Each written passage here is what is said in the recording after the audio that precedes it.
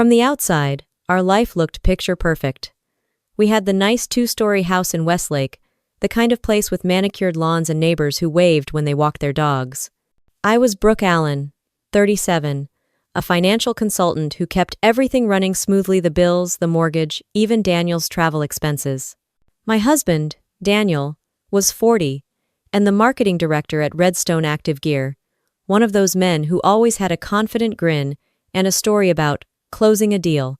Everyone thought we were the couple that had it all together.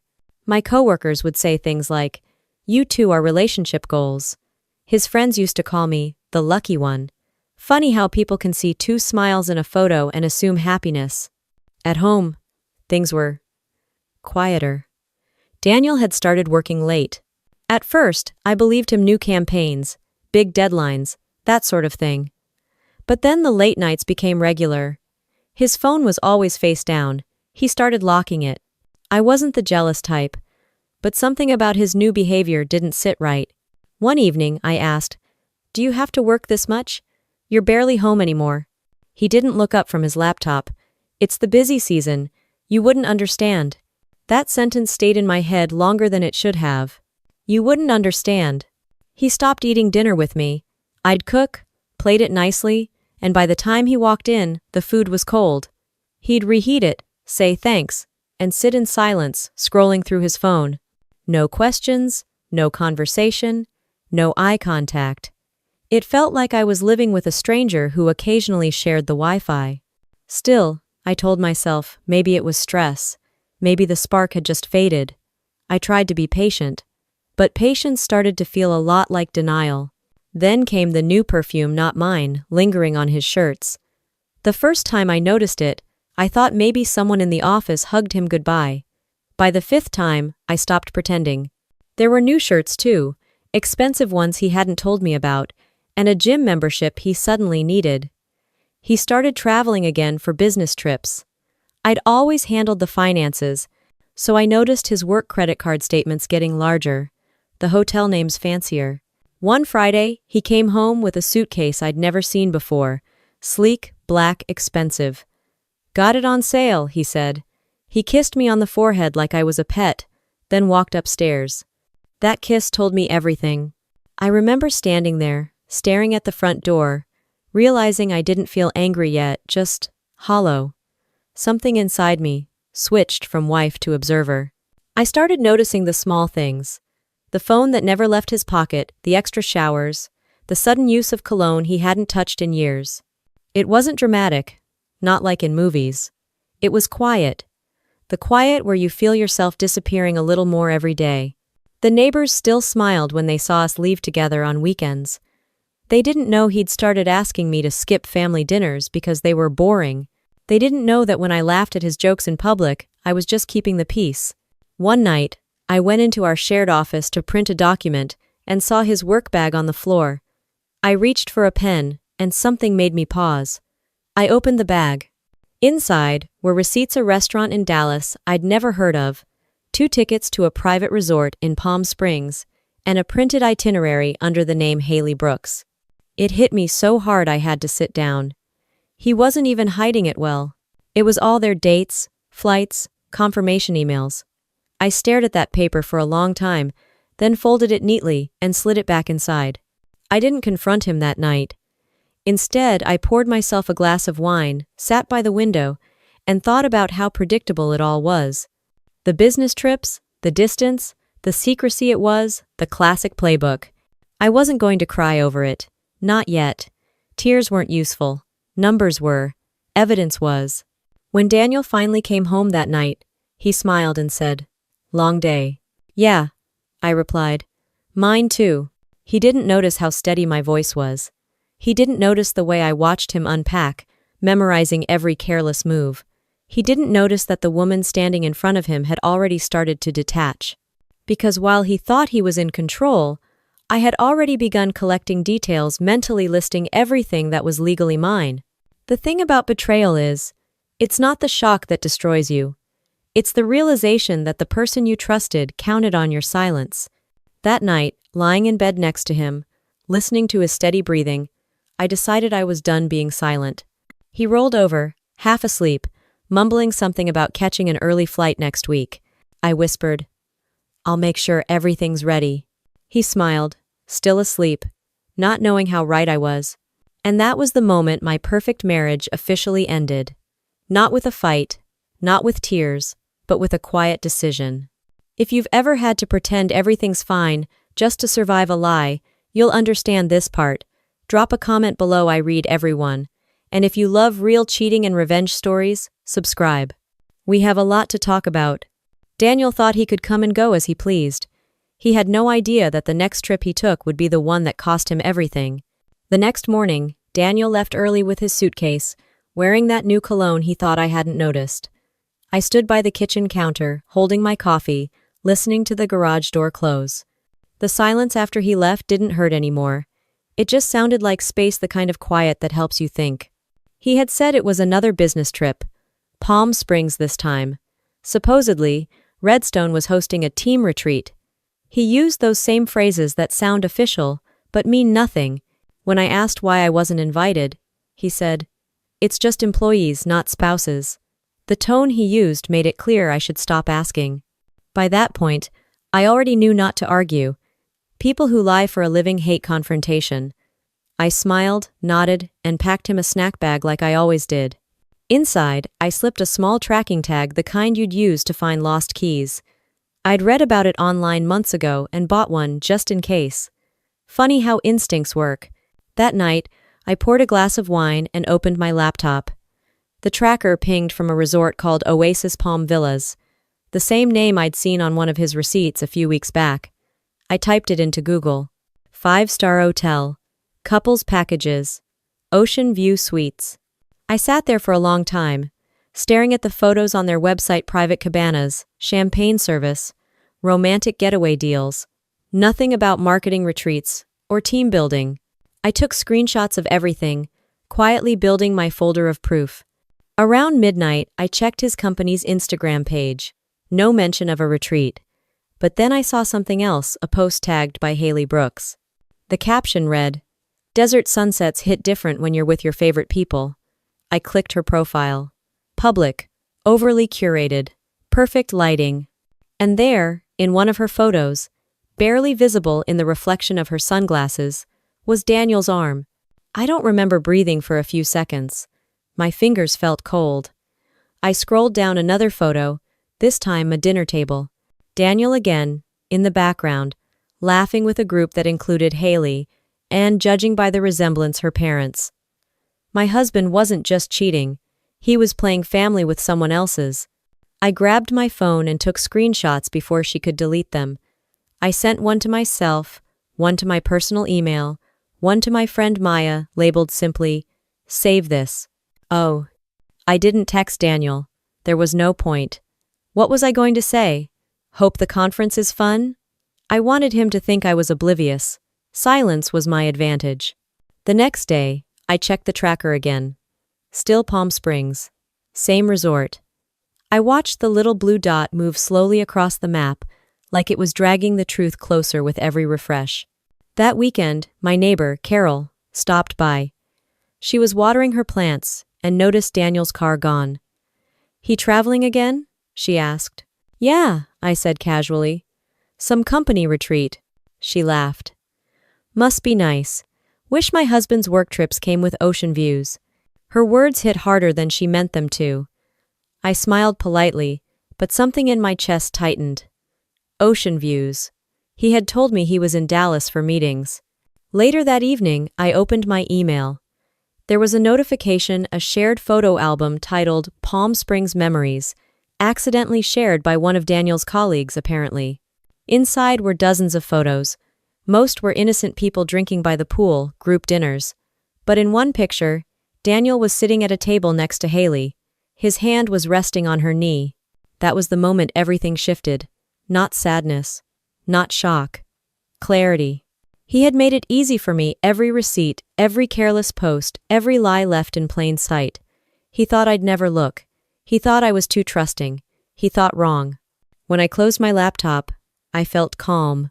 Not the numb kind of calm, but the focused kind that comes before a decision. I knew I couldn't let him walk all over me again, But I wasn't going to scream or throw plates like some movie cliché. No, I'd handle it my way, quiet, calculated, legal.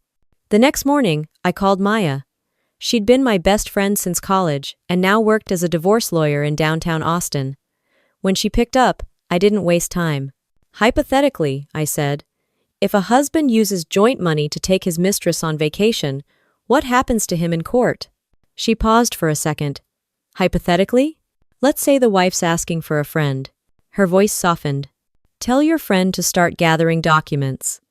Everything, bank statements, property titles, email receipts, and tell her not to confront him yet. The less he suspects, the better. I figured you'd say that. How one? Brooke, she added quietly. Don't let him make you angry. Make him regret underestimating you. I thanked her and hung up. For the first time in months, I smiled for real. The kind of smile that doesn't hide pain, it hides plans. Over the next few days, I became invisible in my own house. When Daniel called from Palm Springs, I answered sweetly, like nothing was wrong. How's the retreat? I asked. Good, he said. Just busy. I'm glad, I replied. Don't worry about me. I'm just catching up on some paperwork. He laughed. That's my responsible girl. I muted the call and rolled my eyes. If only he knew what kind of paperwork I was catching up on. When he hung up, I took a deep breath and opened a new folder on my computer titled The Exit Plan.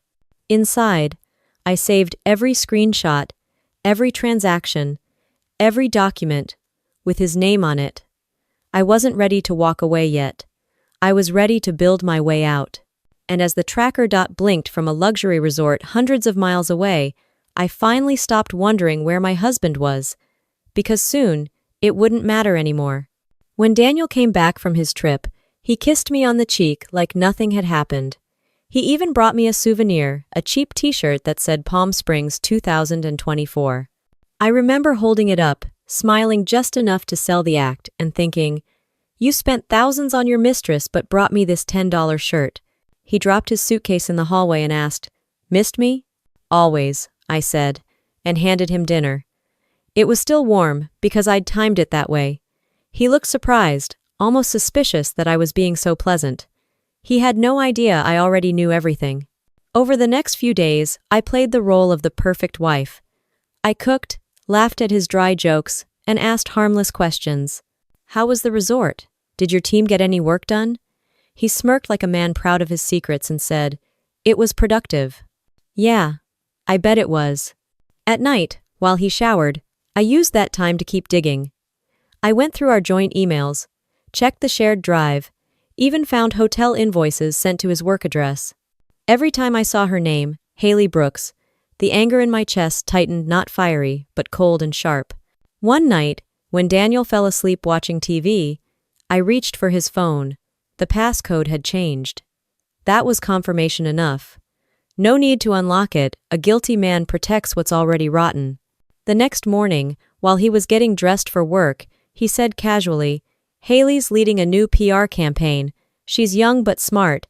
I might take her under my wing. I smiled. That's nice. Mentorship looks good on you. Oh. He didn't notice my tone. Men rarely do when they're too proud of their own lies.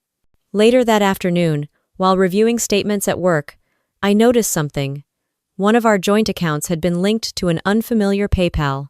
The name matched the spa business Haley had been bragging about online. He'd sent her 5 separate payments, each under a different memo.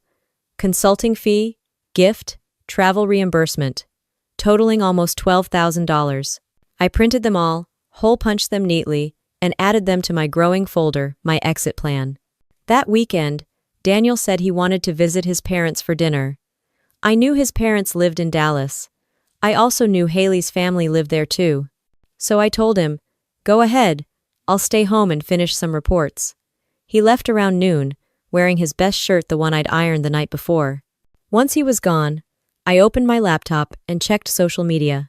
It took less than an hour before I found it. Haley's cousin had posted photos from a family dinner, and there he was, Daniel, sitting at the table beside Haley, his arm around her chair. They weren't even hiding it anymore. I scrolled through the comments. One said, You two look great together. Another, when's the wedding? I could have thrown the laptop, but instead I laughed. The absurdity of it all was almost impressive. He'd built this entire fantasy life, using my money and my silence. That night, when he came home, he was all smiles. Dinner was nice, he said. Mom sends her love. Good, I replied. Did you have dessert? He froze for a second, maybe because I'd asked it so casually. Yeah, cheesecake. Perfect, I said, setting down my wine glass. You deserve it. He looked uneasy, but I didn't press further. Let him sweat later. That week, I met Maya for lunch downtown. She wore her usual sharp suit and a knowing smirk. So, she said, how's your hypothetical husband doing? Still lying, I said, sliding the printed PayPal records across the table. Maya flipped through them, nodding. This is solid evidence. Keep collecting. Don't confront him yet. I wasn't planning to, I said. She smiled. Good. When men think they're winning, they stop covering their tracks. I told her about the Dallas photos, the dinner, the family. Her eyebrows lifted. Wait, he went out with her family? Yep, 4 of them. Looked like a double date from hell. Maya leaned back. Then he's not just cheating, he's emotionally gone, which means you're free to move strategically. She explained the steps: verify property titles, protect separate assets, freeze potential withdrawals. I took notes like a diligent student. This wasn't heartbreak anymore. It was strategy. When I got home that night, Daniel was in the living room, scrolling through his phone. He looked up. Everything okay? Perfect, I said. Why? Just asking. You seem different. Do I? I asked, smiling. Maybe I'm finally relaxing. He nodded, clearly relieved, and went back to his scrolling. I watched him for a moment, realizing I didn't even recognize this man anymore. The charm, the easy smile, it all looked rehearsed. Later, when he went to shower, I opened his work laptop. He'd left it unlocked, a rookie mistake. Inside, I found an email thread between him and Haley. It wasn't even subtle. Had an amazing time last weekend, she'd written. Your family is so sweet. Can't wait to see you again. Attached was a photo, the same dinner picture I'd already seen online. I forwarded the whole thing to my personal email, then deleted the sent item. When he came back into the room, towel around his neck, he said, "Want to watch a movie?" "Sure," I said, turning off the laptop. "Pick anything you want." Now, he chose a comedy. I laughed when he did, matching his timing perfectly. The performance was flawless. If he noticed anything off, he didn't say. That night, when he fell asleep, I stared at the ceiling. The air felt heavy, but not painful anymore, just focused. The version of me who believed in our marriage was gone. He thought his secrets made him powerful. What he didn't realize was that every lie he told handed me another piece of leverage. By the time he took his next trip, I'd know exactly how to use it. The next morning, I woke up earlier than usual. The house was still dark, quiet, and perfectly staged, like nothing bad had ever happened there. Daniel was snoring beside me, his phone charging face down on the nightstand. I lay there, staring at the ceiling, feeling that strange calm that shows up right after you stop pretending. I didn't hate him. Not really. Hate takes energy, and I was done wasting mine. What I felt was precision, a kind of emotional clarity that only comes when you've been lied to long enough. When he finally woke up, I was already dressed, sitting at the dining table with my laptop and coffee. "You're up early," he said, rubbing his eyes. "Couldn't sleep," I replied. "Too many numbers in my head." He chuckled. "That's my little accountant." If he only knew what I was calculating. I'd started making lists: assets, accounts, joint holdings, even the furniture I'd bought myself. Years of working in finance had made me good at tracking money. This time, I was tracking my way out of a marriage.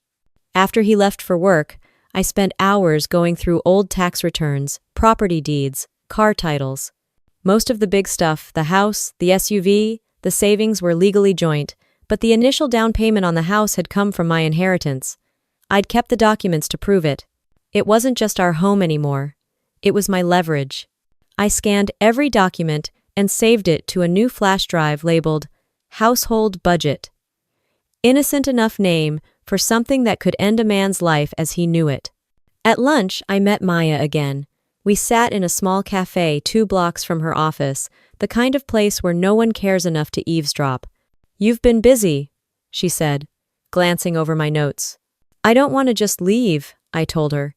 "I want to make sure he walks out with nothing he didn't earn." Maya smiled. "Now that's the spirit.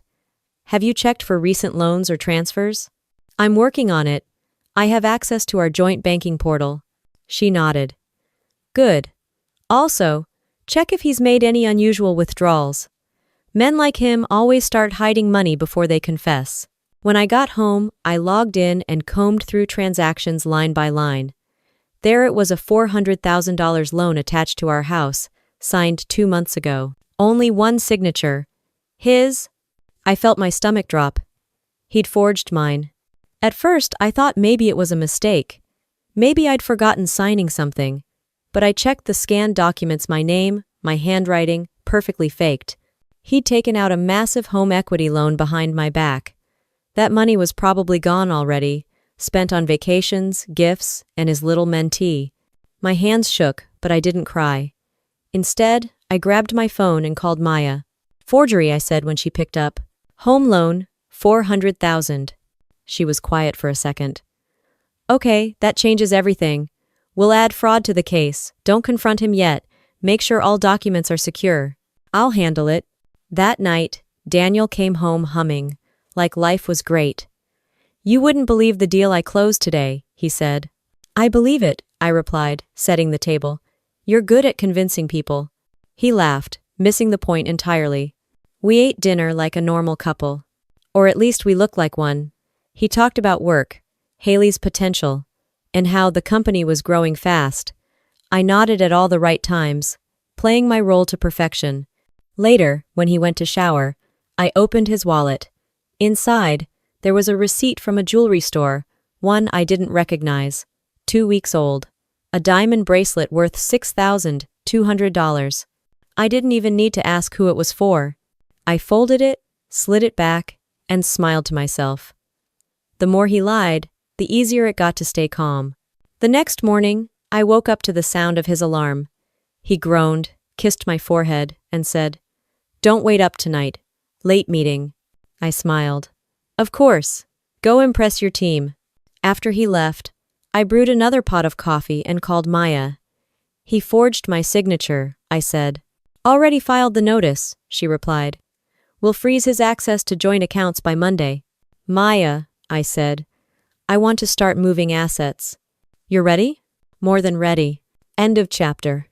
I opened my laptop and started moving everything that was legally in my name, my business savings, personal investments, bonds. It took hours, but by the end of the day, my finances were locked, protected, and out of his reach. Around sunset, I looked at our living room, the furniture, the artwork, the television he'd insisted on buying. It all suddenly looked temporary, like props in a set about to be torn down. That night, he called from the office. I could hear faint music and laughter in the background. "Sorry, babe," he said. "It's a long night." I smiled. "Don't worry. I'm catching up on paperwork." When the call ended, I took a photo of our wedding picture on the mantel and deleted it from my phone gallery. It wasn't sadness, it was bookkeeping. Before bed, I printed copies of everything: the fake loan, the forged signature, the PayPal transfers. I labeled each page with sticky notes: fraud, infidelity, financial misconduct. I sealed them in an envelope and slid it into the safe under the stairs. Daniel thought he was untouchable, but the paperwork said otherwise. I poured myself a glass of wine and looked out the window. The night outside was quiet, the kind of quiet that hides big changes. I didn't know exactly how this would end yet, but one thing was clear: when it did, it wouldn't be messy. It would be clean. Surgical. He thought he was getting away with it. I was just making sure there'd be nothing left for him to come home to. The following Monday felt different. It wasn't dread anymore, it was purpose. I brewed my coffee, opened my laptop, and logged into our shared financial portal with the same focus I used at work when chasing down a missing cent in an audit. Only this time, the missing numbers weren't just money, They were pieces of my marriage that Daniel had quietly sold off. The first thing that caught my eye was a set of transfers labeled Business Development Expenses.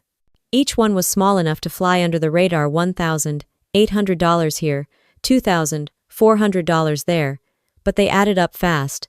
The recipient? A limited liability company registered under HB Consulting. Haley Brooks. He'd built her a fake consulting company, using our funds. I felt my pulse quicken but forced myself to keep scrolling. Every withdrawal told a story: restaurant bills, airfare, jewelry, even car rental services. The details were like reading a diary of betrayal written in numbers. I called Maya immediately. "Found another company," I said. "He's transferring money through it." She sighed. "Smart men are never as smart as they think they are. Can you download the records?" "Already did." "Good. I'll have my paralegal pull the incorporation info. If he used his work email or our address, it's over." After hanging up, I double-checked our mortgage documents. The forgery stood out even more clearly. Now same loop in the B, same tilt in the A. He'd practiced my signature. Somewhere, there was probably a crumpled notepad full of failed attempts. I didn't know what was worse, the affair itself or the sheer laziness of his deception. That afternoon, I drove downtown to the Travis County Clerk's office. It smelled like old paper and bureaucracy, the kind of place where people quietly destroy lives with signatures. I requested copies of property filings under our names and waited while the clerk printed the records. When she slid the papers across the counter, I noticed another document I'd never seen before: a second lien on the house, filed just 3 weeks earlier. My stomach turned. Daniel had used our home as collateral again. He wasn't just cheating emotionally or physically. He was financially gutting me while smiling over dinner. I walked out of that office with a folder thick enough to break his career. Back in the car, I sat still for a minute, watching people walk by outside ordinary lives, ordinary problems. I envied them. They didn't have to think about forged signatures and shell companies. They didn't have to smile at a man they were secretly documenting for fraud. When I got home, Daniel was already there, earlier than usual. "You're home late," he said, casually sipping a beer. "Yeah, traffic," I replied, setting my purse down. "Didn't expect you this early." He shrugged.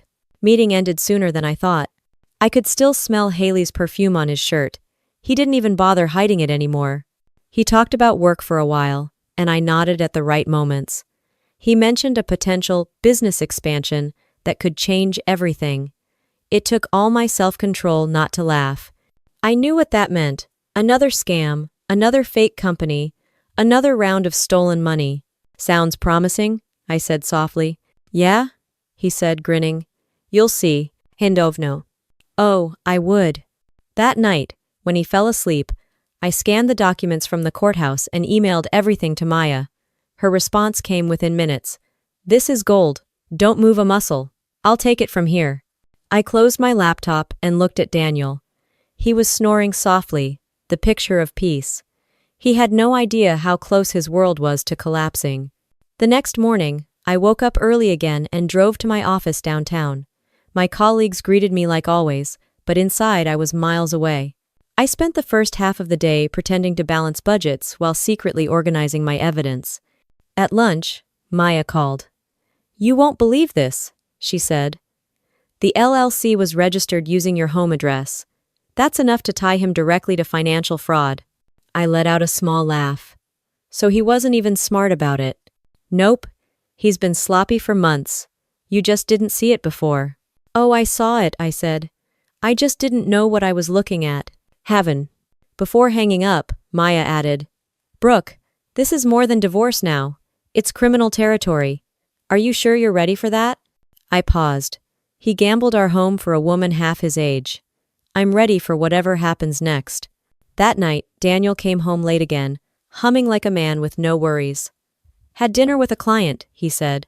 "Long dinner?" I asked, pouring myself a glass of wine. "Yeah. These deals take time."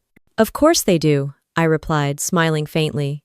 He didn't catch the sarcasm, too busy texting under the table. Probably her. When he finally went upstairs, I stood in the kitchen, staring at the dark window. My reflection looked calm, but I could feel the shift inside me that moment when survival turns into strategy. I wasn't waiting for him to come clean anymore. I was preparing the cleanup. The following day, I withdrew half of my savings and moved it into a separate account under my maiden name. I didn't hide it out of fear. I hid it out of logic. Daniel had already proven he couldn't be trusted near money or honesty. Later, I stopped by Maya's office to sign some preliminary paperwork. She handed me a folder. "This is the start of your independence," she said. I smiled. "Feels like a business deal." "In a way, it is," she said. "You're just liquidating a bad investment." I walked out of her office feeling lighter. The afternoon sun hit my face, and for the first time in months, I felt control returning. When I got home, Daniel's car wasn't in the driveway. I didn't ask where he was. I didn't care. I opened a bottle of wine, set my folder on the table, and started organizing my next move. I wasn't planning revenge out of spite. I was planning it because he'd made it easy. Every receipt, every transfer, every forged signature, he'd left a trail, and I was simply following it to the end. He'd started this game. I was just finishing it by the book. 2 days later, Daniel came home in a great mood. The kind of mood you only see on people who think life is falling perfectly into place. He parked his car with that confident little hum he always did when he'd just pulled something off. I heard the garage door close and the sound of his keys dropping into the ceramic bowl by the door. "Babe," he called out, "you won't believe the week I've had." "Oh, Ken." I was in the kitchen, stirring pasta sauce, wearing the same calm expression I'd perfected over the past few weeks. "Good week?" I asked. He grinned like a man on a billboard. "Phenomenal. Closed 2 new deals, got approved for another marketing budget. Things are finally paying off." I looked up and smiled faintly. "Sounds like you've been busy." "Busy's good," he said, walking over to kiss me on the cheek. He smelled faintly of cologne again, a scent I'd started to associate with deceit. I didn't move away. I didn't flinch. I just said, "Dinner's ready," and watched him dig in like a man with no conscience. He talked non-stop through the meal about new opportunities, about his great team, about how Haley really knows how to bring people together. I kept my tone light. She must be talented. "Oh, she is," he said, smiling wider than necessary. "She's got a natural gift for communication." I nodded. "That's one word for it." He didn't notice.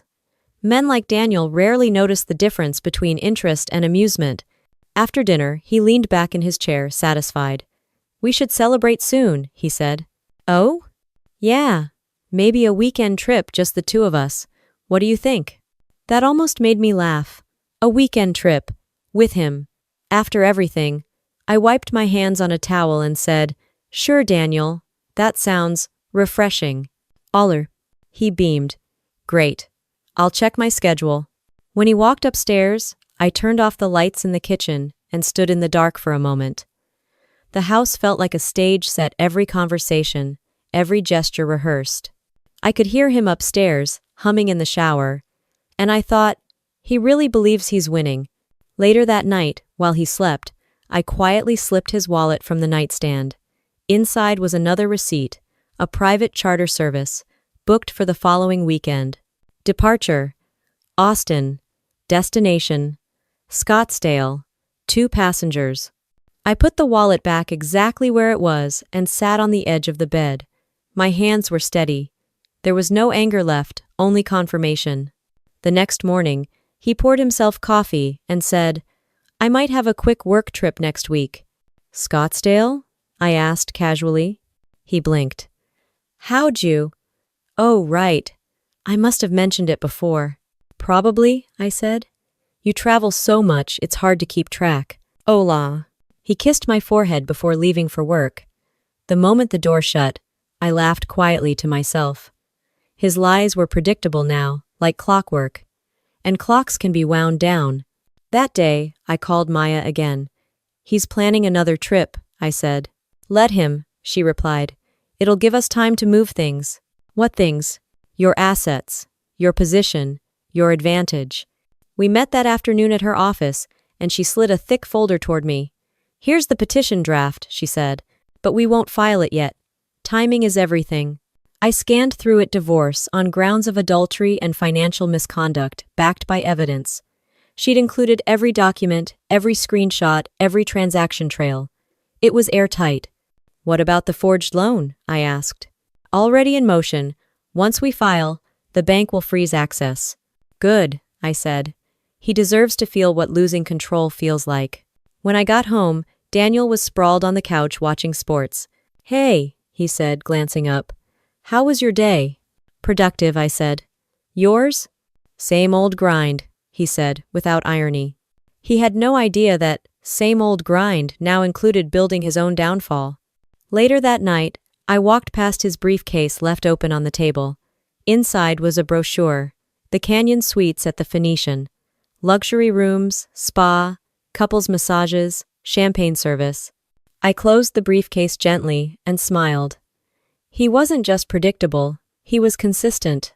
At bedtime, he asked, "You okay? You've been quiet lately." I looked at him. "Just tired," I said. "You know how work gets." He nodded and kissed my hand like a husband in a commercial. "Don't stress too much." I stared at the ceiling long after he fell asleep. I thought about all the women who'd been told the same thing, don't stress too much, while their husbands built entire lives behind their backs. I wasn't going to be one of them. The next morning, I drove to the bank. The clerk recognized me. I'd been a regular customer for years. I smiled and said I needed to make some changes to my accounts. By noon, every cent that was mine had been transferred safely into a private account under my maiden name. From there, I visited a storage facility on the edge of town. I rented a unit under the same name and began moving small valuables, documents, jewelry, anything that could disappear in a messy divorce. By sunset, everything I needed was safe. That evening, Daniel came home carrying flowers. "For you," he said, handing me a bouquet. "You've been so patient lately." I took them, smiled, and said, "I try my best." We ate dinner together, talking about mundane things, the neighbors, weekend plans, his supposed conference. He didn't notice the subtle shift in tone, the way I was already speaking in past tense. When he went upstairs, I stayed at the table, sipping my wine. The house was silent again, but this time it didn't feel lonely. It felt controlled. He thought I was quiet because I didn't know. I was quiet because I finally did. When the weekend came, Daniel was packing for his conference in Scottsdale. I stood in the doorway watching him fold shirts with all the enthusiasm of a man who believed he was outsmarting everyone. He hummed a tune, glanced at me, and said, "I'll be back Sunday night. Don't wait up." End quote. "Wouldn't dream of it," I said, sipping my coffee. He kissed me goodbye, loaded his suitcase into the car, and waved before driving away. The moment the garage door closed, I exhaled for what felt like the first time in months. The silence that filled the house wasn't lonely, it was liberating. I walked straight to my office, opened the safe, and pulled out the envelope marked fraud, infidelity, financial misconduct. One by one, I laid out the documents across the desk, the forged signatures, the hidden transfers, the fake LLC, and the loan he'd buried under my name.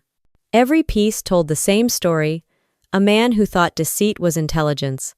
At exactly 9 a.m., I called Maya. "He's gone," I said. "Perfect," she replied. "Then it's time to move quietly." She gave me a list of steps. First, freeze joint accounts before he noticed. Second, send the bank notice about the forged loan. Third, notify the credit bureau to flag his name for investigation. I didn't hesitate. I wasn't panicked either, just methodical. Years of working in finance had taught me how systems work and how they crumble when the numbers stop adding up. By noon, the joint accounts were inaccessible.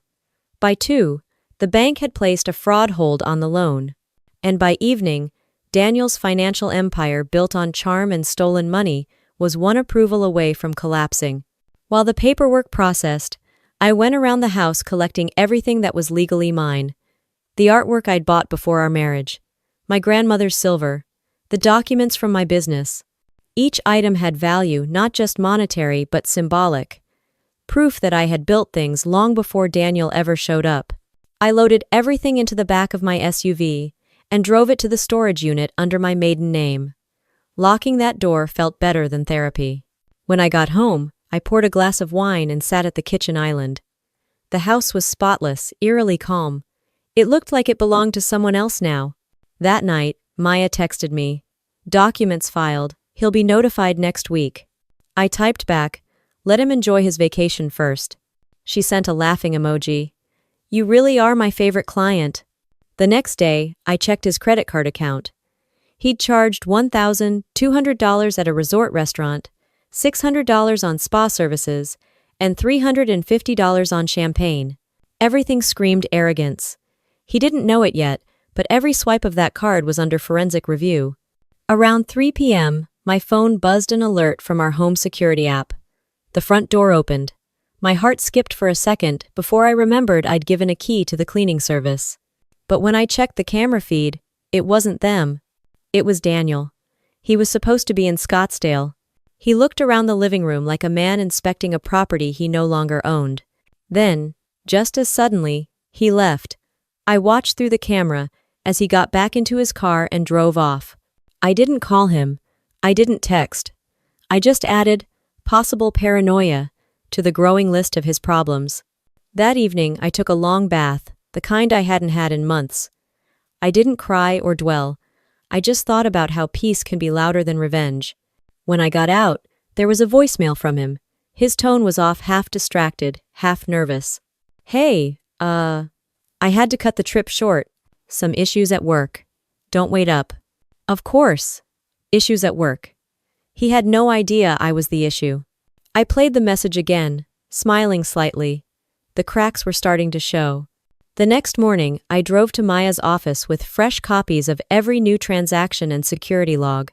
She looked through the folder and said, "This is ironclad. He can't spin his way out of this."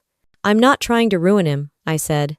"I'm just removing myself from the wreckage." "Of lie. That's exactly how you win," she said. I left her office and stopped at a cafe across the street. For the first time in months, I ordered dessert just because I wanted to. Sitting there, I realized I didn't miss him, not even a little. When I got home, Daniel's car was back in the driveway. He was in the kitchen, pacing, his phone pressed to his ear. "I don't know what's going on," he said, frustrated. "My card keeps getting declined." I stepped into the doorway. "Everything okay?" He spun around. Yeah. Just a banking glitch." "Those happen," I said, pretending not to know the cause. "Maybe you should call them again." He mumbled something and went back to pacing. I poured myself water, calm as ever. Inside, I was timing everything down to the hour. After dinner, he said, "I might need to check on some work accounts tomorrow. They're having system issues." "Of course," I said sweetly. "You always fix everything." "Of LAN." He smiled absently, not realizing that this time, he couldn't fix a thing. That night, while he scrolled through his phone, I logged into my new private account on my laptop across the room. Every transfer had cleared. Every safeguard was in place. He thought he was still the man in control, the clever husband with a double life. But the truth was simpler than that. He'd built his kingdom on lies, and I'd just quietly changed the locks. The next morning, Daniel left early again, muttering something about meetings and deadlines. He didn't kiss me goodbye this time, just grabbed his keys and stormed out like a man who was suddenly losing grip on the illusion of control. As soon as his car disappeared down the street, I opened my laptop. The plan that had been quietly taking shape in my head for weeks was finally ready to move from paper to action. I started with the furniture. The expensive leather sectional he insisted on buying? Gone by noon. A local couple picked it up for $1,800 cash. The watch collection he'd bragged about to his coworkers? Listed online before lunch. His golf clubs, his signed sports memorabilia, even the ridiculous espresso machine he used twice a month, all photographed, priced, and posted. Each sale was small revenge disguised as practicality. I wasn't destroying what he loved. I was liquidating what he never respected. By mid-afternoon, the living room looked strangely bare, lighter, cleaner, like the house itself was exhaling after holding its breath for too long. I called Maya to give her an update. "I started selling his things," I said matter-of-factly. There was a pause, then laughter. "You're kidding." "Nope." Everything he bought with joint money: furniture, collectibles, electronics. "Brooke," she said, almost admiring. "That's not petty, that's strategic." "I prefer efficient," I replied. After hanging up, I turned to the home office. I opened every drawer, every cabinet, every folder, contracts, invoices, fake receipts, it was all there. He'd been running side hustles under the radar, pocketing cash from consulting gigs he never reported. I boxed everything up and labeled it for evidence. By 5 p.m., a man from a moving company came to haul away a few more items. He glanced around and said, "You moving out or just cleaning house?" "Both," I said with a small smile. "One step at a time." When Daniel came home that evening, the first thing he noticed was the empty space where the TV used to be. "Where's the television?" he asked, confused. "Sold it," I said, stirring dinner. "We barely used it." "You sold it?" His voice jumped an octave. "That was a $3,000 TV. Actually, after depreciation, I'd say it was worth about half that, and we needed the space." He stared at me, half shocked, half suspicious. "Since when do you sell stuff without asking me?" I looked him in the eye. "Since I realized half of it wasn't really mine to begin with." He blinked, unsure how to respond. "You've been weird lately." "I've been practical," I said, turning back to the stove. He muttered something under his breath and stomped upstairs. I could hear him opening drawers, checking closets, trying to confirm what else was missing. The footsteps grew more frantic with each passing minute. When he finally came back down, he looked pale. "My watch case is gone." "I know," I said calmly. "I sold them too." "You what?" "They were insured. And if you're planning more business trips, you probably won't miss them." For a second, I thought he might actually explode. But then he caught himself, took a deep breath, and said, "You're acting insane." "Maybe," I said. "Or maybe I'm just adjusting to reality." He glared at me but said nothing. Instead, he grabbed his keys and left again. I didn't ask where he was going.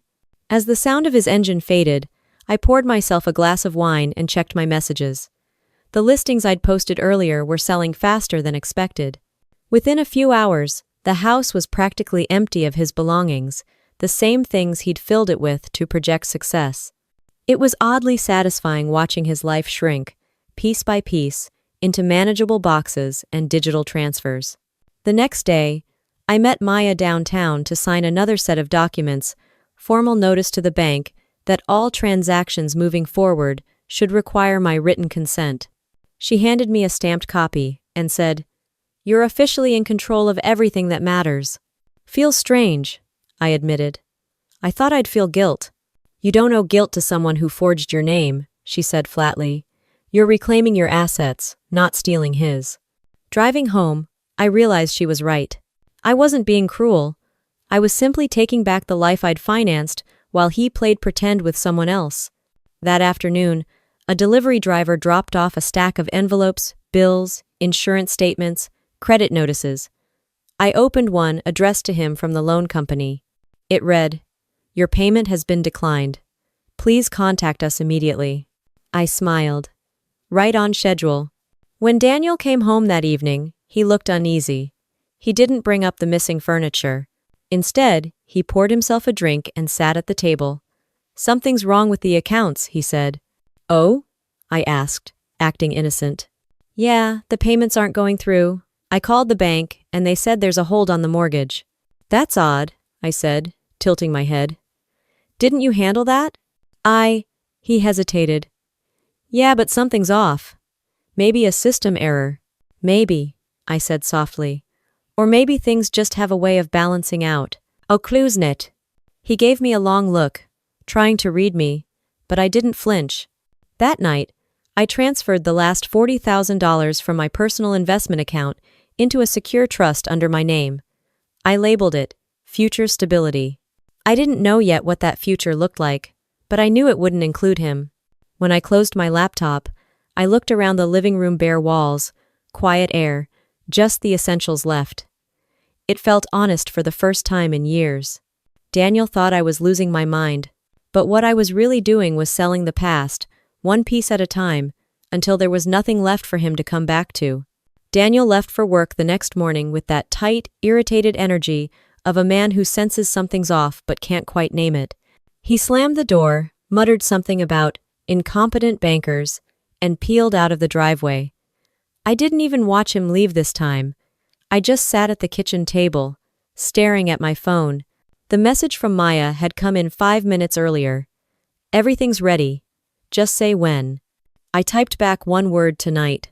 It was time. By now, the paperwork was done, the fraud reports filed. The bank had already confirmed the freeze on the accounts and flagged the forged loan. I'd signed authorization for my attorney to proceed with both divorce and financial restitution. All that was left was timing. Timing and silence. I spent the day cleaning the house, not because I wanted it spotless, but because the act of scrubbing helped keep my hands from shaking. It wasn't fear.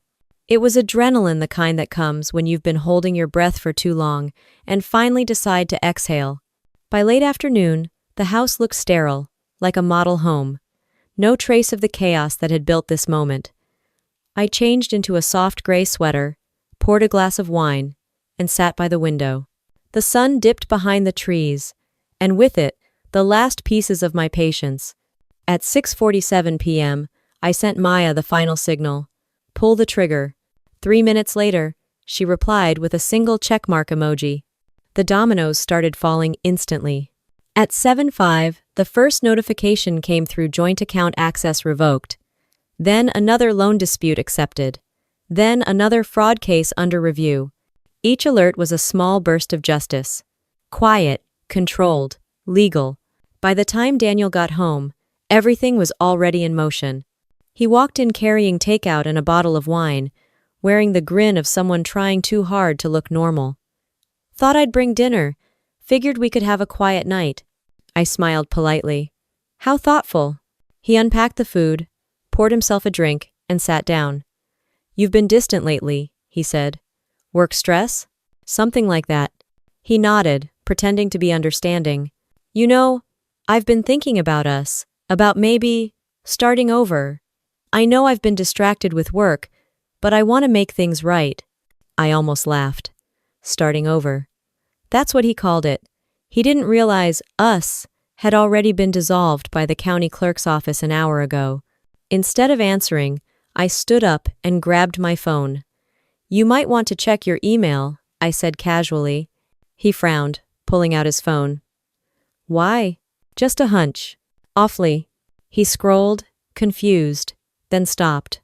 His brow furrowed. What the hell is this? Which part? I asked. The account notifications. Why can't I log in? Did you change something? I shrugged. Not me, the bank. Something about a fraud alert. He looked up sharply. A fraud alert? I nodded, sipping my wine. Apparently, they didn't like your creative signature work. The color drained from his face. What are you talking about? The $400,000 loan you forged in my name, I said evenly. The shell company you funneled money into. The consulting payments to your little PR protege. Should I keep going? For a moment, he didn't breathe. Then he laughed, that fake, dismissive laugh that cheaters use when they're cornered. You're overreacting. You don't understand how business works. Business? I interrupted. That's what you call taking joint funds to buy jewelry for your mistress and host dinners with her family? He slammed his hand on the table. Don't say her name. End quote. I leaned forward. Oh, don't worry. I didn't have to. The receipts did it for me. He opened his mouth to speak, then stopped. His phone buzzed again. Another notification. Another. I watched him scroll, the panic growing with each message. What the? My accounts? Why are they? Frozen, I said softly. Everything's been frozen. Every cent you thought you could hide. Every card, every loan, every little secret. He stared at me like he didn't recognize me anymore. You can't do this, he whispered. I already did. For a long time, the only sound in the room was the hum of the refrigerator and the faint click of his phone as he kept checking for some miracle that wasn't coming.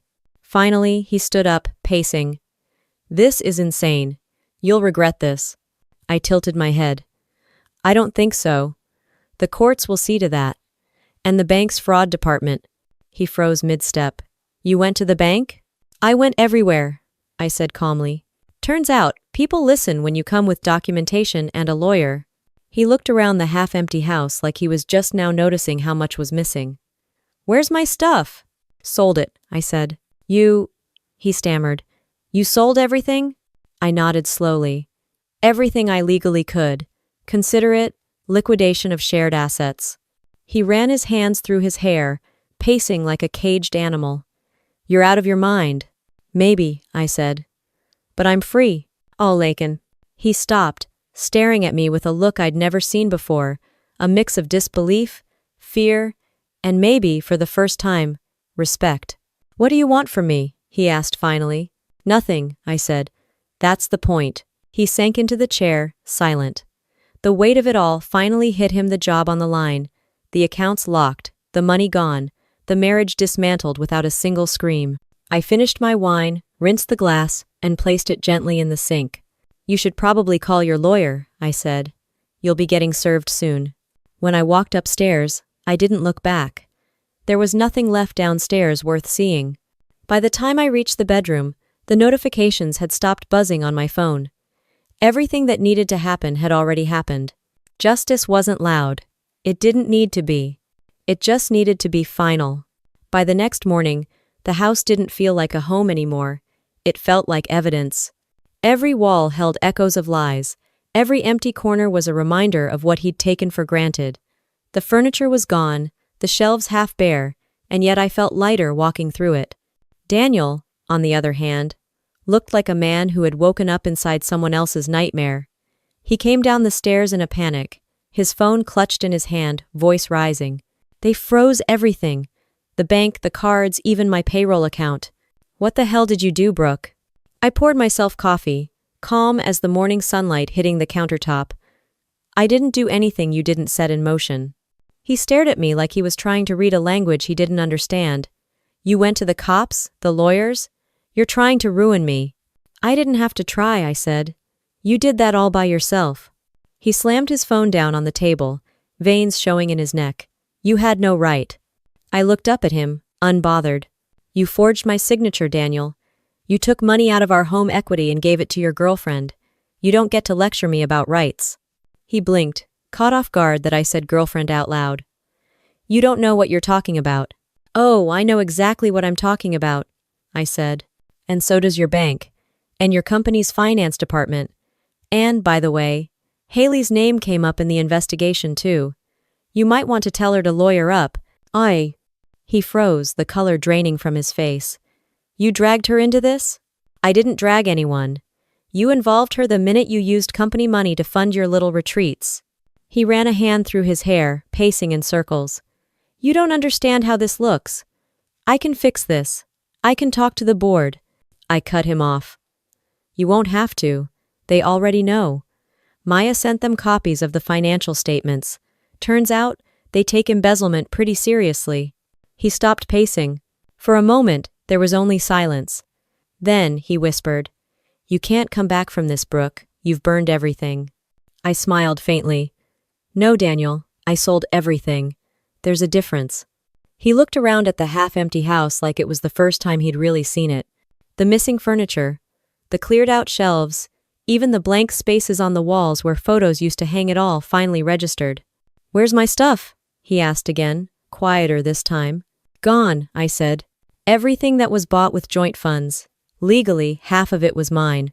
So, I sold my half. You can't just sell. I did.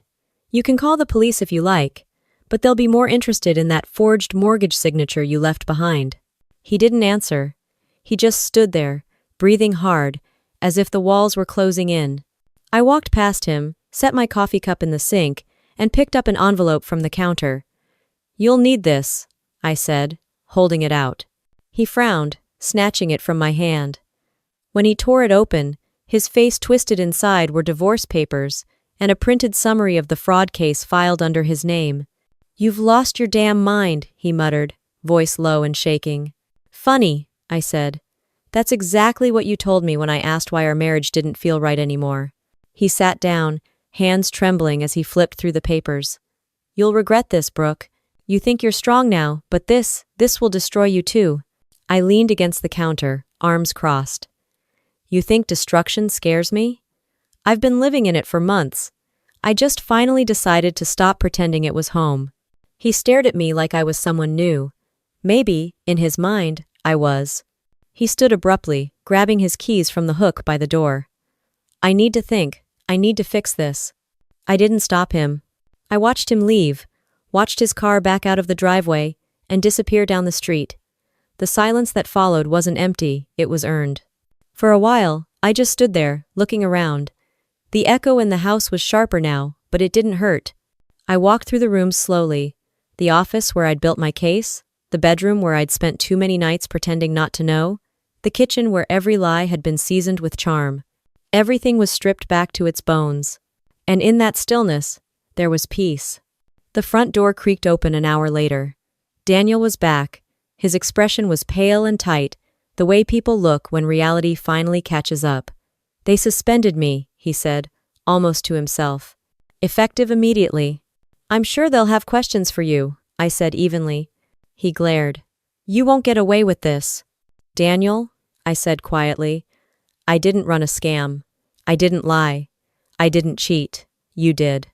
All I did was keep the receipts. End of chapter. He opened his mouth, but nothing came out. For a long second, we just stared at each other. Two people who once shared everything, now separated by truth.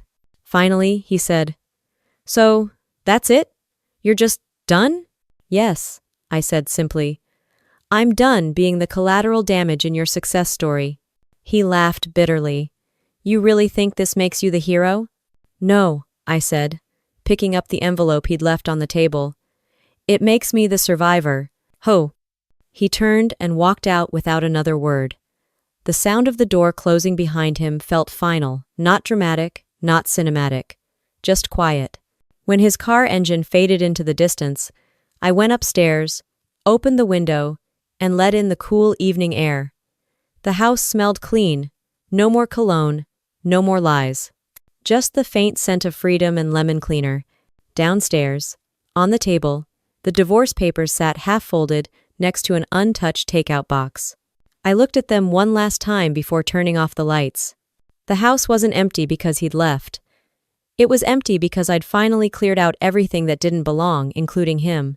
The morning after Daniel's suspension, the house phone started ringing non-stop. Unknown numbers. I didn't bother answering, I already knew what they were about. Corporate inquiries, bank calls, maybe even reporters, if the rumor mill had started turning. When I finally checked my email, there it was, a formal statement from Redstone Active Gear, confirming Daniel was under internal review for financial misconduct. His company badge had been deactivated, and his corporate accounts suspended pending investigation. I took a long sip of coffee and let the words sink in. Not with satisfaction, that would have been too simple, but with quiet relief. It was done. The dominoes had finished falling. Outside, Daniel's car was still parked crooked in the driveway. He hadn't come home the night before. Part of me wondered if he'd checked into a hotel or if Haley had opened her door to him. Either way, that wasn't my concern anymore. The silence inside the house felt different now. Not tense, not lonely, just empty of lies. Around mid-morning, Maya called. Her voice was crisp, efficient, but I could hear the amusement underneath. You might want to sit down for this. I'm already sitting, I said. How bad is it? For him? Very. His employer found evidence of unauthorized transactions linked to company funds. They're opening a fraud investigation with the state. I exhaled slowly. And the forged mortgage? Already submitted to the district attorney. It's officially a criminal complaint. There was a pause on the line, then Maya's tone softened. You've done well, Brooke. Not everyone could keep their head like you did. I didn't have a choice, I said. If I'd reacted emotionally, he'd still be winning. Well, she said, emotionally or not, you've officially dismantled his empire. After the call, I went for a walk around the neighborhood. The air was cool, the kind of morning where everything feels sharper colors, sounds, even thoughts. I passed a couple of neighbors trimming hedges. One of them, Carol, waved. Morning, Brooke. Haven't seen Daniel around lately. I smiled. He's Busy with work issues. Carol chuckled. Aren't we all? I kept walking. If only she knew. When I returned home, a black sedan was parked in front of the house. Two men in plain suits were standing by the trunk. One of them flashed a badge when I approached. Mrs. Allen? We're with the State Financial Crimes Unit. We're here to serve a subpoena for property records related to Mr. Daniel Allen. I didn't even flinch. Come in. I have copies of everything you'll need. How for? They followed me into the dining room, where I laid out the folders I'd prepared weeks ago. Receipts, loan documents, email logs, each labeled and cross-referenced. The lead investigator raised an eyebrow. You're very organized.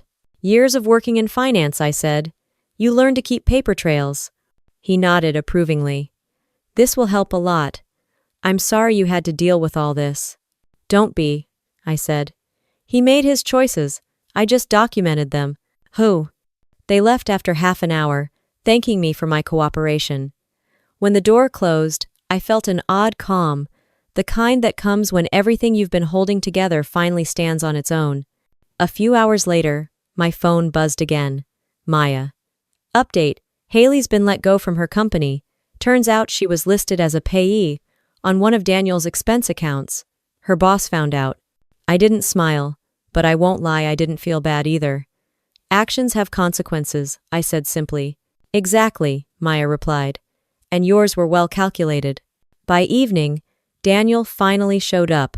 His clothes were wrinkled, his eyes red. He looked like someone who hadn't slept or shaved in days. He stood in the doorway, holding a stack of papers. They're taking my accounts, he said, voice hoarse. Everything. The car, the stocks, even my 401k. They froze it all. I stayed seated at the kitchen island, unmoved. Then I guess you're learning what accountability feels like. Ugh. He slammed the papers on the counter. You ruined me, Brooke. No, I said quietly. You ruined us. You just took longer to notice. He looked around, his gaze darting from the empty living room to the bare walls. This house, this was supposed to be our life. It was, I said, until you decided to share it with someone else. He ran his hand through his hair, pacing. You think this makes you better than me? That this makes you the winner? I don't need to win, I said. I just needed peace. You can't steal that. He stopped pacing and looked at me, desperation creeping into his tone. Can we just talk, Brooke? Please? Maybe there's a way to fix this. I tilted my head slightly. You mean like forging another document? Or lying until the numbers add up? He winced. I made mistakes, okay? I got carried away. But you didn't have to go nuclear. I didn't, I said evenly. I just told the truth. You're the one who set yourself on fire. He didn't answer. His hands were shaking slightly as he picked up the papers again. You think they'll put me in jail? That's not for me to decide, I said. But maybe that's the only place left where you can't fake being a decent man. He stared at me, searching for some trace of the woman who used to forgive him. I met his eyes without blinking. There wasn't a trace left. Finally, he muttered, You're cold. I'm clear, I corrected him. He stood there for another moment, then walked out without another word. I watched him leave through the kitchen window, just another man walking away from the mess he made. When the headlights disappeared, I turned off the coffee pot, wiped down the counter, and stood in the quiet again. Everything he'd built had collapsed in less than 72 hours. The house, the marriage, the job, the image, all gone. He'd always thought power came from money, status, and control. But the truth was simpler. Real power was the ability to walk away without looking back. And for the first time in years, I finally had it. The courthouse smelled like coffee, old carpet, and tension. I sat at the plaintiff's table next to Maya, the morning sun streaming through tall windows that made the whole place feel too exposed, like nothing could hide here, not even the truth. Daniel sat across the aisle, looking smaller than I remembered. His suit was wrinkled, his tie loose. He kept fiddling with his pen, glancing around like he was waiting for someone to save him. He used to own every room he walked into. Now, he couldn't even own his silence. The judge entered, and everyone rose. When we sat back down, the clerk began reading the list of charges: financial misconduct, forgery, fraudulent use of marital assets. Each word landed like a nail, sealing the coffin of the life Daniel thought he could control. Maya leaned over and whispered, "He's going to crumble. Just stay calm." "I'm fine," I whispered back. "I already said goodbye to this version of him." Daniel's lawyer started first, spinning a story about marital miscommunication and joint financial ventures gone wrong. It was almost impressive if you ignored how desperate it sounded. When it was Maya's turn, she stood up with the confidence of a woman who'd been waiting her entire career for a case like this. "Your Honor," she began, "this is not a case of miscommunication. It's a case of calculated deceit. Mr. Allen knowingly forged his wife's signature to secure a loan. He then diverted marital funds to support an extramarital relationship while hiding assets through a fraudulent business entity." The courtroom fell quiet except for the sound of shuffling papers. Maya held up one of the exhibits, a copy of the mortgage application with Daniel's forged signature. "We have forensic evidence confirming this handwriting does not belong to Mrs. Allen. Is under an..." The judge glanced at Daniel. "Is that true, Mr. Allen?" Daniel's voice cracked. It was a misunderstanding. I meant to tell her about it." "After you spent the money?" Maya interrupted sharply. The courtroom murmured. Even the bailiff raised an eyebrow. Daniel's lawyer tried to regain control, mumbling something about intentions and financial strain, but it was too late. The more he talked, the smaller Daniel looked. When it was my turn to speak, I stood up. My hands didn't shake. I'd already said everything I needed to in documents, in signatures, in evidence, but this part was for me. "Your Honor," I said, "I supported Daniel for over a decade. I trusted him with our finances, our home, our future. I didn't find out about the lies from rumors. I found them in the math. The numbers didn't lie, even when he did." Daniel stared at the table, his jaw tight. "I'm not here for revenge," I continued. "I'm here for accountability, the kind he avoided for years." The judge nodded, scribbling notes. "Thank you, Mrs. Allen. That was clear and well stated." Maya gave me a small nod of approval. When the closing statements ended, the judge took a long pause, flipping through the evidence files one last time. "I've seen plenty of cases like this," she said finally, "but few with such thorough documentation. Mrs. Allen, your diligence has made my job easy." Enders. Daniel looked up, hope flickering for half a second, then she continued. "This court finds Mr. Allen guilty of fraud and forgery in violation of state financial statutes. His actions show a deliberate pattern of deception against his spouse. All joint property is to be awarded to Mrs. Allen, including the marital home. Furthermore, he is ordered to pay restitution for the misappropriated funds totaling $400,000. The gavel came down, a single, clean strike. Maya smiled slightly.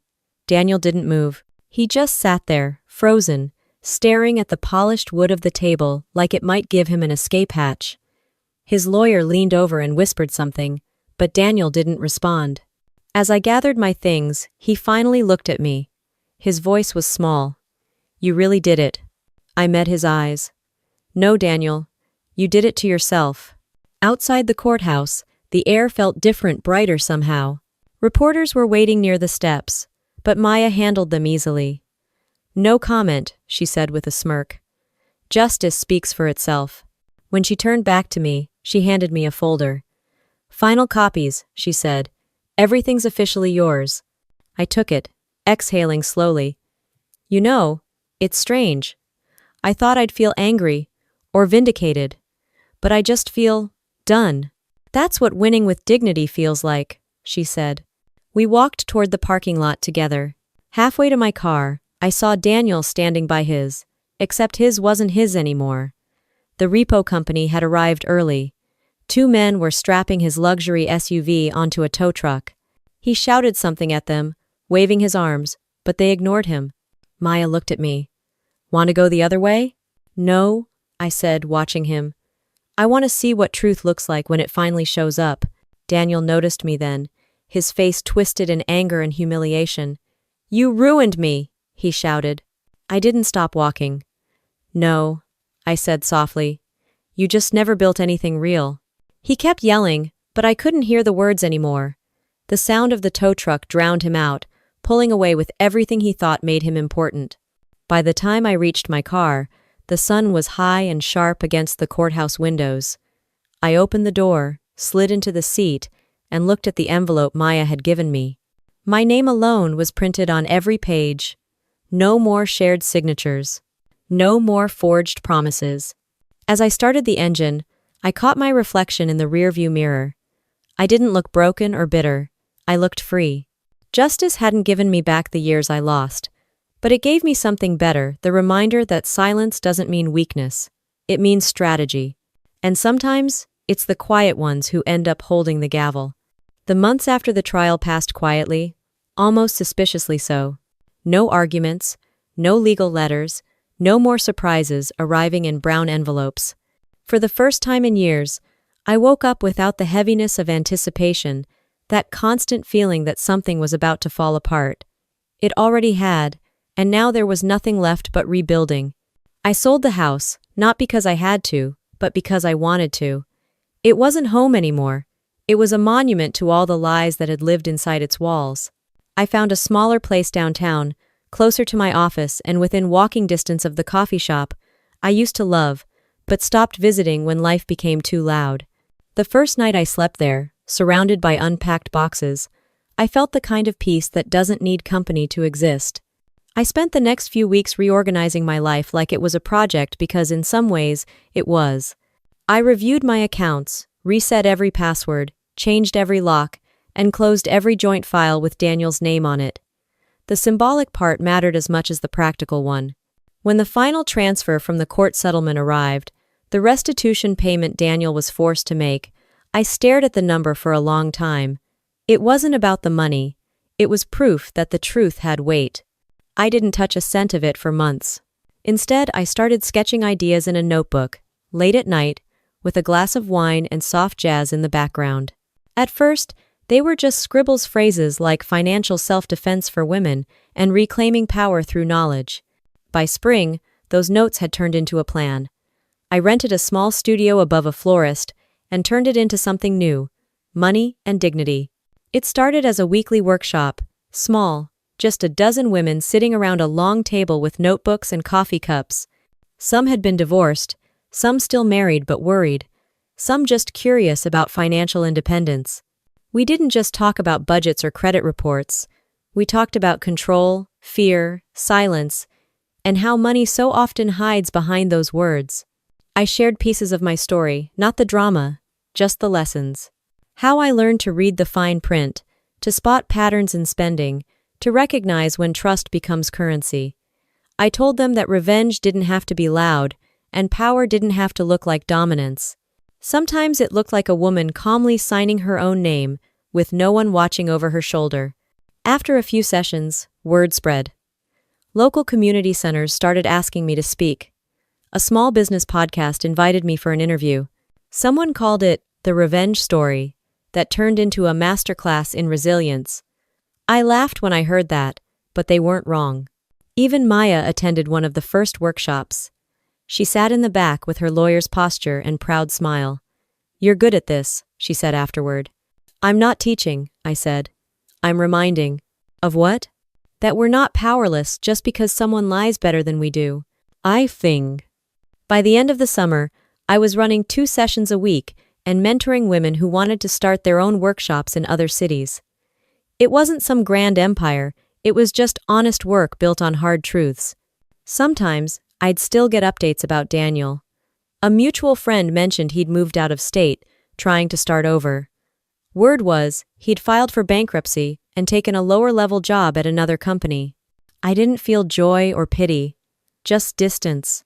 Like watching a movie you'd already finished, the kind where you know the ending won't change no matter how many times you replay it. One afternoon, while I was preparing for a session, a woman in her late 40s approached me. She looked nervous, clutching her notebook like a life raft. "I almost didn't come," she said softly. "I thought my story was too small compared to yours." I smiled. "There's no such thing as a small story when it's yours." She nodded, tears brimming. "My husband controls every dollar. He says I wouldn't understand the bills. I used to believe him." "Do you still?" I asked. She shook her head slowly. Not anymore. That was the moment I realized something important. The real revenge wasn't what happened in court. It was that my pain had turned into someone else's permission to take back her life. That night, after the workshop, I locked up the studio and walked through the city. It was warm, the kind of summer night that hums with quiet life people laughing at patios, the smell of bread from a nearby bakery, the faint music of street performers. I passed by a bookstore window and caught my reflection, older, steadier, but lighter. The kind of person who doesn't flinch when remembering the past. When I got home, I found an envelope in the mail with no return address. Inside was a short note in handwriting I recognized immediately. Brooke, I'm sorry. I don't expect forgiveness. I just wanted you to know that you were right about everything. Daniel. I read it once, folded it neatly, and placed it in a drawer I rarely opened. Not because I was angry, but because I didn't need closure. Closure was for people still looking back. I looked around my new home, the walls filled with photos of women from my workshops, handwritten thank you notes, and quiet reminders that something good had come from the wreckage. That was the real ending of the marriage. Not the gavel, not the settlement, but the moment I realized that my life didn't just resume after him. It evolved. I poured myself a glass of wine, turned off my phone, and sat by the window watching the lights of the city flicker like tiny new beginnings. Everything he lost had bought me peace, and there's no price tag for that. The morning of my 1-year anniversary since the divorce didn't feel like a milestone. It felt like a Tuesday, quiet, ordinary, the kind of day where peace didn't need to announce itself. I woke up early, made coffee, and opened the blinds to let the sunlight fill the kitchen. The air smelled like cinnamon and fresh beginnings. I sat at my desk, staring at the framed logo of Money and Dignity hanging above it. What started as a scribble in a notebook had turned into something real, a community, a movement even. Women wrote from across the country, sharing their stories, asking for advice, or just saying thank you. Some said my story gave them courage to leave. Others said it reminded them to stay, but smarter. Either way, the point wasn't escape, it was choice. That morning, I was preparing notes for a speaking event at a local college. They'd invited me to talk about financial independence and emotional resilience. 2 years ago, I would have laughed if someone told me I'd be giving speeches. Back then, I could barely say the word divorce without feeling like I'd failed. Now it sounded like freedom. As I packed my bag, I noticed the small crack on my phone screen. I'd been meaning to fix it for months, but somehow it made me smile, a reminder that you can still work perfectly fine even after you've been dropped. The event was held in a bright lecture hall filled with students, professors, and a few familiar faces from my workshops. I wasn't nervous. I'd stopped performing for approval a long time ago. When I took the stage, I told them the truth. Not the pretty, rehearsed kind, the kind that still had dirt on it.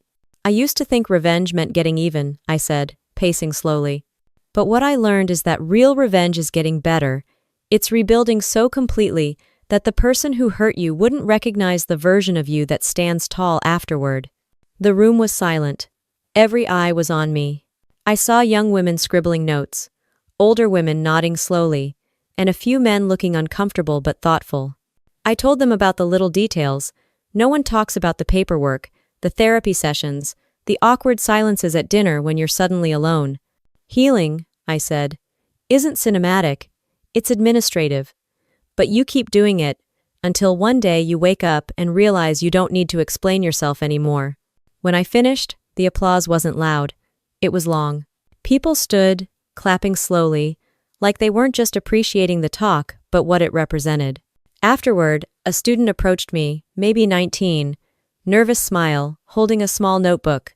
Miss Allen, I just wanted to say, I never thought stories like this were real. I always thought women who rebuilt their lives after betrayal were just movie characters. I smiled. We're not movie characters. We're just people who stopped waiting for apologies. End. As I walked out of the hall, the air was cool, crisp. A woman from the event staff ran up and handed me a white envelope. Someone asked me to give this to you, she said. Inside was a check, a donation to Money and Dignity signed anonymously. But I recognized the handwriting. Neat, careful. the same as the note from months ago. Daniel's. I stared at it for a long moment. He'd written a single line beneath the amount. For the women who will never have to learn the hard way, like I made you learn. I didn't feel anger or forgiveness, just finality. I folded the check, slipped it into my planner, and kept walking. Some debts can't be paid in dollars, but this one came close enough. When I got home that evening, I poured myself a drink and stood on the balcony. The city glowed beneath me, car lights weaving through streets like slow-moving constellations. Somewhere down there, people were falling in love, getting married, being lied to, forgiving, or leaving. Life was always going to be messy. But now, I knew how to live it without fear of breaking again. Inside, the living room wall was filled with photos, snapshots of the women from my workshops, handwritten notes from them, and a framed newspaper headline, "Woman Turns Betrayal into Empowerment." It still felt strange seeing my name in print, but it didn't make me uncomfortable anymore. I turned off the lights and sat on the couch, the glow of the city lighting the room just enough. Somewhere between the noise of traffic and the hum of the fridge, I realized I hadn't thought about Daniel in weeks. Not once. That was the final stage of revenge. Not the courtroom, not the success, not even the peace. It was forgetting. I walked into my office, opened my laptop, and began drafting a new program for next year. Rebuilding After Betrayal. A financial guide for women starting over. As I typed, I remembered something my therapist once told me. Healing doesn't mean you stop remembering, it means you stop reacting. That line had stuck with me because it was true. I didn't erase the past. I outgrew it. Later that night, I went to bed with the window open. The cool air drifted in, carrying the faint scent of rain and something else, renewal, maybe. Before turning off the light, I glanced at the check Daniel had sent. I decided to use it to fund scholarships for women who couldn't afford my workshops. Let his money finally serve something good for once. As I lay there, the thought made me smile. He'd once told me I wouldn't survive without him. He wasn't entirely wrong. The version of me that loved him didn't survive. She burned down with the lies. But the woman who rose after? She didn't just survive. She thrived. And as the rain began to fall softly against the window, I whispered what had become my quiet truth. You don't have to burn the past to rise again. Sometimes you just have to sell it. Then I closed my eyes, not with anger, not with pain, but with peace. The kind that doesn't fade when morning comes. If you enjoy family revenge stories, and real-life family drama where strength wins over betrayal, make sure you subscribe to the channel. Every story here reminds us, pain doesn't define us, how we rise from it does. So hit subscribe, leave your thoughts in the comments, and stay with us for more stories that prove revenge doesn't always need fire. Sometimes it just needs grace.